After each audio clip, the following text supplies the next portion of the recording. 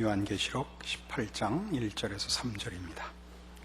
2일 후에 다른 천사가 하늘에서 내려오는 것을 보니 큰 권세를 가졌는데 그의 영광으로 땅이 환하여지더라. 힘센 음성으로 외쳐 가로되 무너졌도다 무너졌도다 큰 성 바벨론이요 귀신의 초소와 각종 더러운 영에 모이는 곳과 각종 더럽고 가증한 새에 모이는 곳이 되었도다.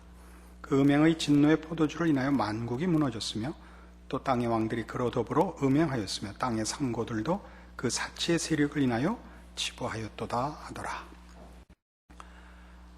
우린 이미 17장에서 이 음녀에 관한 그 환상을 소개받았고, 그리고 이 음녀가 바벨론을 의미하며 심판을 받을 것을 이미 그 앞에서 보고 있습니다.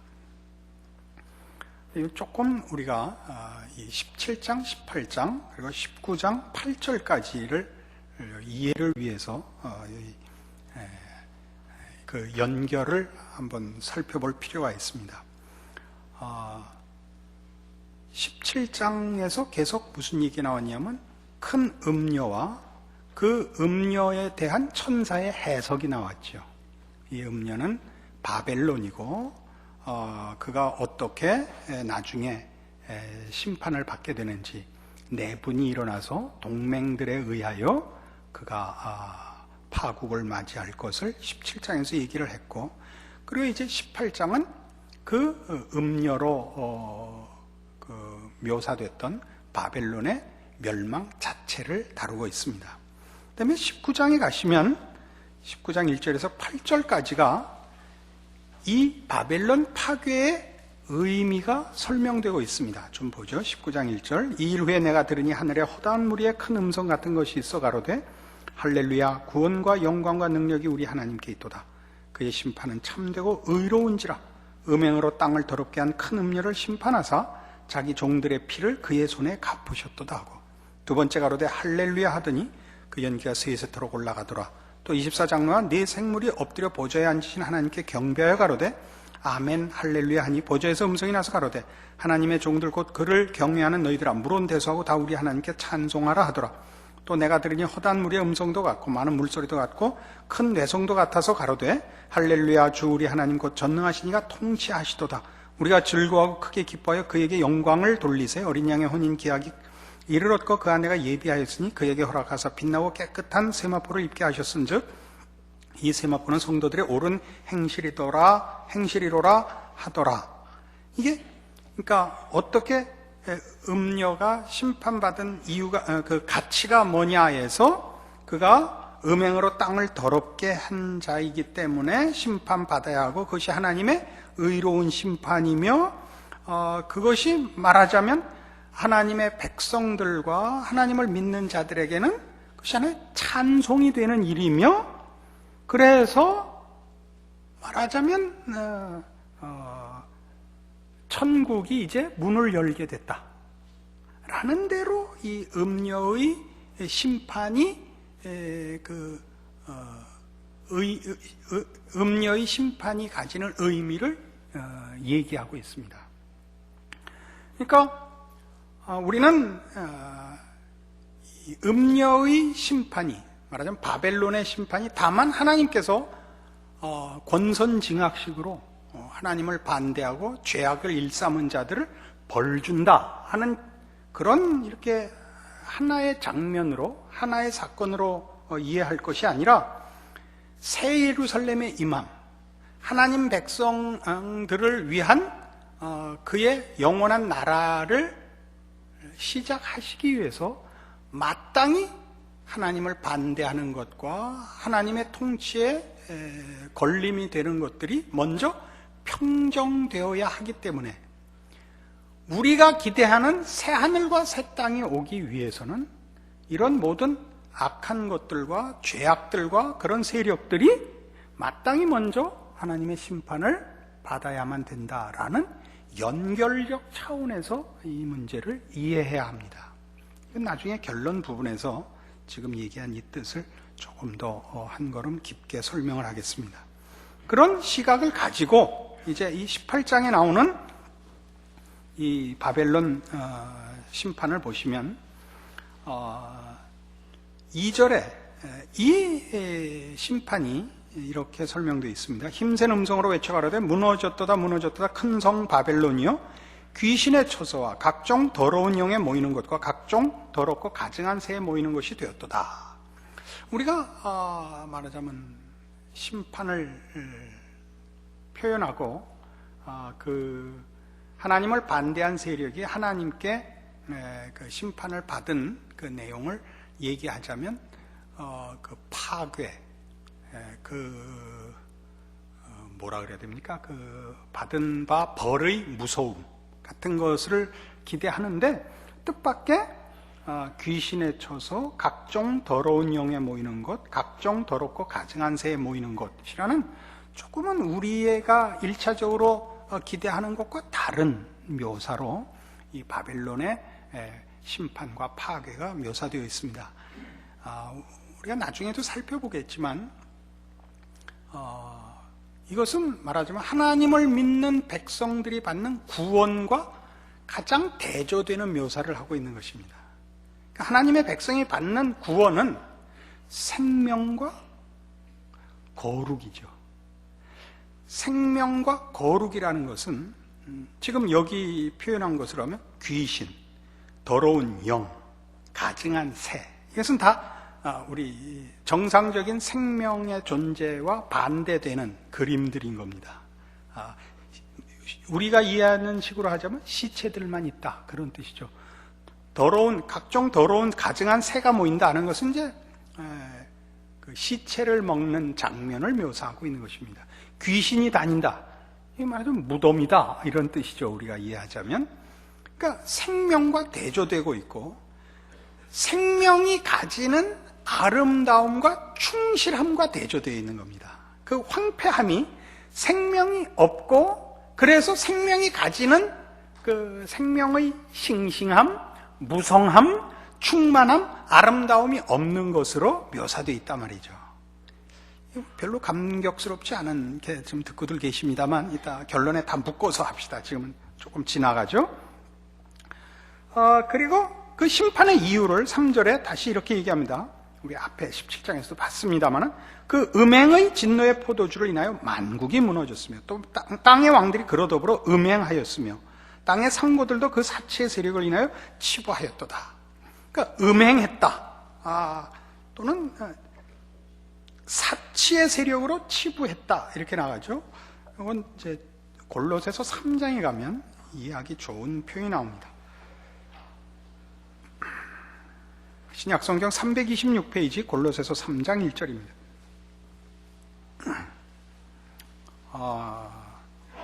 3장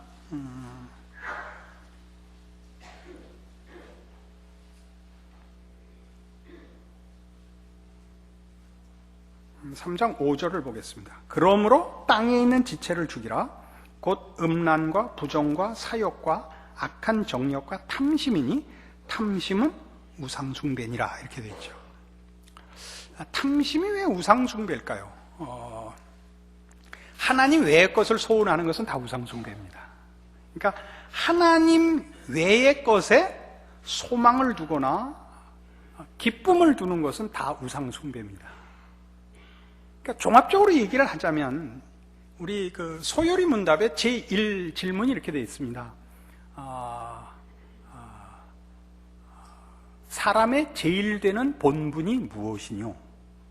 그 답은 하나님을 즐거워하고 그를 기뻐하는 것입니다, 이렇게 되어 있습니다.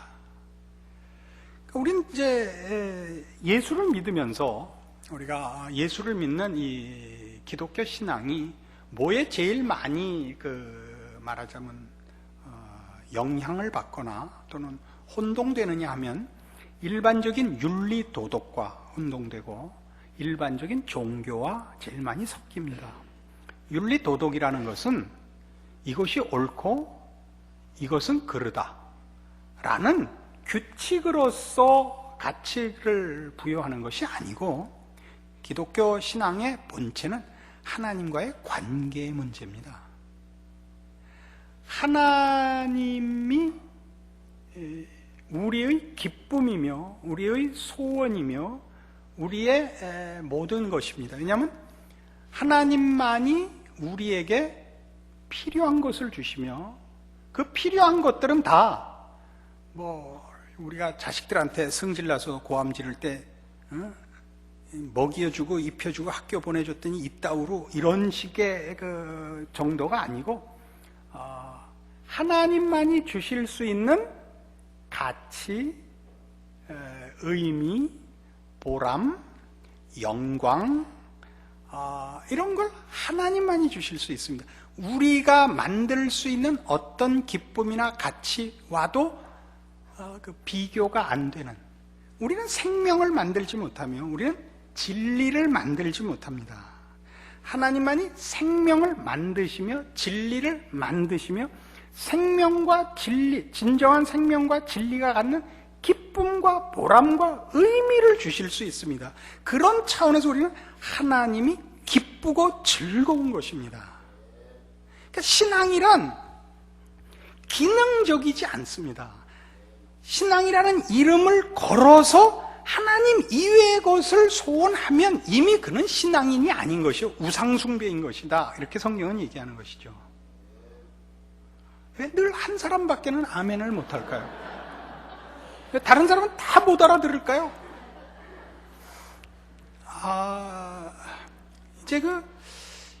이제 성경이 우리의 신앙을 논할 때 자꾸 져라, 양보해라 라는 얘기를 하는 것, 즉 자기를 부인해라 라든가 십자가를 져라 라고 얘기하는 건 그냥 무조건의 희생과 무조건의 양보를 얘기하는 것이 아니라 우리 본성을 기준하여 자기를 부인하고 자기 십자가를 지라는 것입니다. 그러니까 십자가를 진다는 것은 대표적인 예로 갈라디아서 5장에 가시면 이렇게 설명된 얘기입니다. 갈라디아서 5장이었나 6장이었나 하여튼 갈라디아서 5장이 맞네요. 22절, 오직 성령의 열매는 사랑과 희락과 화평과 오래 참음과 자비와 양성과 충성과 온유와 절제는 이 같은 것을 금지할 법이 없느니라. 성령의 열매를 소개하면서 뭐라 그러냐면 그리스도 예수의 사람들은 육체와 함께 그 정과 욕심을 십자가에 못 박았느니라 그러는 겁니다. 그러니까 우리가 본성으로 갖고 있는, 죄악된 본성으로 갖고 있는 정욕들, 잘못된 소원들을 부정하고 벗어나라는 차원에서 십자가를 얘기하고 자기 부인을 얘기하고 희생을 얘기하고 겸손을 얘기하는 겁니다. 그러니까 그건 다 세상의 것으로 만족하지 말고 그것으로 양식을 삼거나 기쁨을 삼지 말고 진정한 기쁨, 진정한 영광으로 너희가 가져라. 이게 신앙이죠. 그것은 잘했다 못했다의 문제가 아니고 신앙을 가지면 가진 것만큼 이익인 것이요, 신앙을 가지지 않고 실패하면 실패한 것만큼의 손해인 것을 말하는 차원에서 신앙은 늘 권고되는 것입니다. 그러나 우리는 바로 이 문제를 놓치죠. 그러니까 요한복음 10장에 가시면 예수님께서 당신의 오심을 이렇게 설명합니다. 요한복음 10장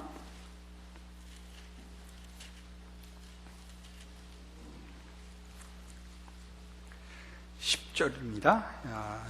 요한복음 10장 10절. 도적이 오는 것은 도적질하고 죽이고 멸망시키려는 것뿐이요 내가 온 것은 양으로 생명을 얻게 하고 더 풍성히 얻게 하려는 것이라. 여기서 더 풍성이가 뭐라고 생각하십니까? 생명을 얻고 더 풍성히, 생명이 가지는 풍성이죠. 세상의 것은, 죄악된 것은 그것이 다 썩는 것이죠. 그러니까 죄악된 것은 가진 것만큼 오염되고 부패되지만 하나님의 것은, 하나님이 주시는 것들은 가진 것만큼만 있는 것이 아니고 그가 주시는 모든 것들은 그 진리와 생명됨과 거룩함의 무성함이 이어오죠. 신앙생활은 그런 것입니다. 그러니까 성경이 요구하는 것들은 그런 차원에서 이 둘을 대조시키고 있습니다. 그러니까 바벨론의 심판, 바벨론의 멸망을 지금 얘기할 때는 이 속에서 우리가 뭘 보냐면 이 심판과 대조되는 신자에게 허락된 구원, 그 영원한 나라에 대한 약속을 비교해 볼 수 있게 되는 것이죠. 어땠다고요? 귀신의 처소가 되고 각종 더러운 영이 거하는 것이며 각종 가증한 새들이 모이는 것과 대조가 되고 있습니다. 하나님께서 우리의 힘이 되시며 소원이 되시며 복이 되시며 통치자가 되시며 이런 것이 갖는 하나님께로부터만 허락되고 흘러나오는 생명과 진리와 거룩의 무성함, 부요함, 충만함. 그래서 너희는 감사하는 자가 되라. 이렇게 성경이 얘기하는 것이죠. 에베소 1장에 가면 이렇게 되어 있습니다. 구원을 이렇게 논하죠. 이런 시각으로 한번 보시면 재미있습니다. 310페이지, 신약성경 310페이지, 에베소서 1장 3절입니다.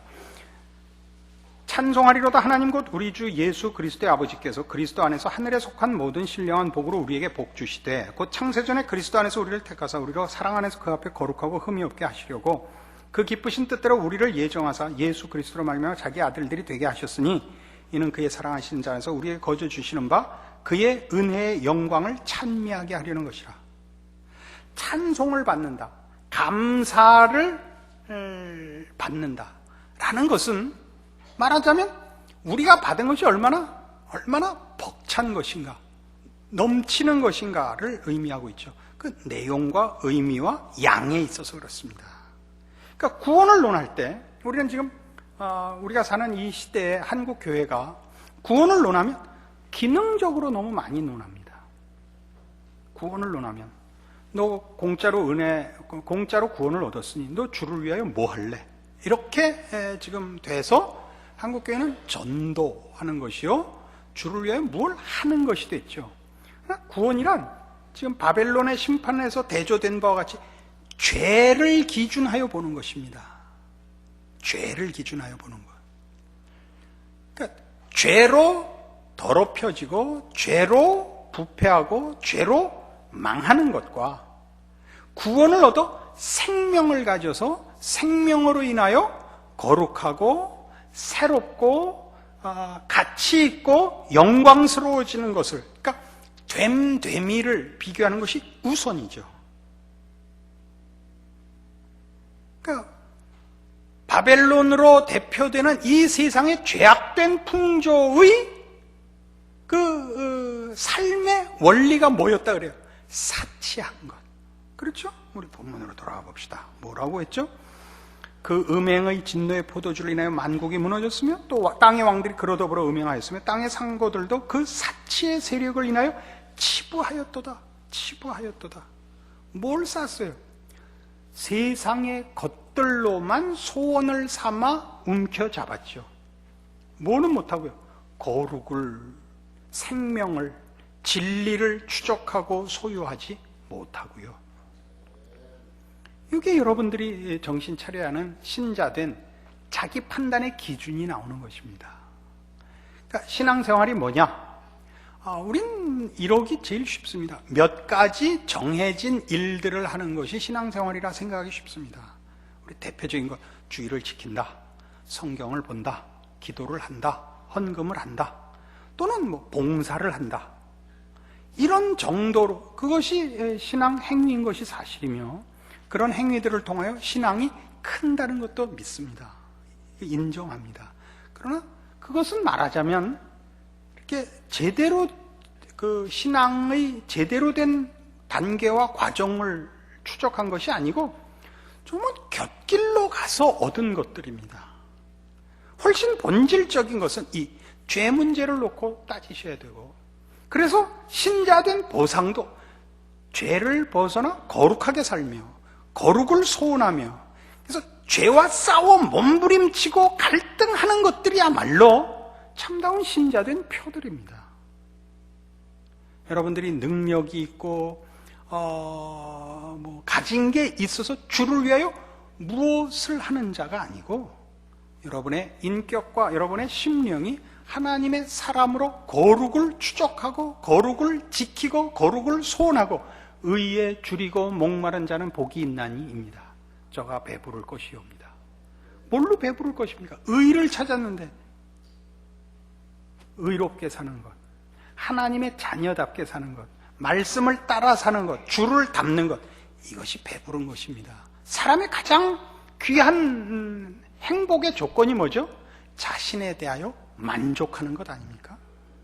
무엇으로 만족하십니까? 다 다르죠. 그의 수준이 낮고 영적 실력이 없으면 세상의 가치로 행복의 조건을 삼고 그것으로 자신을 행복하다고 얘기할 것이요, 그가 좀 더 고급한 지성을 소유하고 있거나 정신을 소유하고 있거나, 아니 더 나아가서 우리같이 신앙을 소유하고 있다면 우리의 소원은 외적 조건에 있지 않고 세상의 판단에 있지 않고 무엇에 있습니까? 하나님이 요구하시고 원하시는 것에 있죠. 그러니까 많은 성도들이 기꺼이 옥고를 치렀고 순교를 했고, 우리 히브리서 11장에 나오는 바와 같이 이 신앙을 지키기 위하여 사람들 앞에 수모를 감수했던 것입니다. 여기에 신앙의 참다운 내용과 힘이 있습니다. 오늘날 우리는 너무 많이 신앙이라는 이름으로 말하자면 하나님을 우상화하고 있는 적이 많습니다. 여러분에게 하나님이 부족하게 주신 것 없습니다. 왜냐하면 신앙 싸움은 세상의 것하고는 별개의 것이기 때문입니다. 배웠냐 못 배웠냐, 가졌냐 못 가졌냐는 전혀 상관없는 문제입니다. 여러분은 가지고도 영적으로 가난할 수 있고, 배우고도 영적으로 무지할 수 있고, 또 못 배우고도 영적으로 고급할 수 있고, 가지지 않고도 영적으로 충만할 수 있습니다. 여러분, 불평을 왜 하는가 다시 한번 자기를 진단하시고, 내 갈증이 세상의 것으로 채워질 것인가, 하나님으로만 가능한 것인가 다시 한번 생각하셔서 이 바벨론의 멸망과 심판 근처에 가지 않는 여러분들 되시기를 바랍니다. 기도하십시다. 하나님 아버지, 은혜를 감사합니다. 우리로 하나님의 자녀 되게 하셔서 우리로 의와 진리와 거룩함으로 지으심을 받은 새 사람의 이 복된 지경에 서게 하셨고, 하나님의 자녀라는 귀한 이름을 가지게 하셨습니다. 그러므로 우리의 소원은 우리 주께만 있고, 우리의 감사도 또한 하나님께만 있고, 우리의 자랑도 하나님의 자녀가 갖는 하나님께 속한 것으로만 있게 하여 주시옵소서.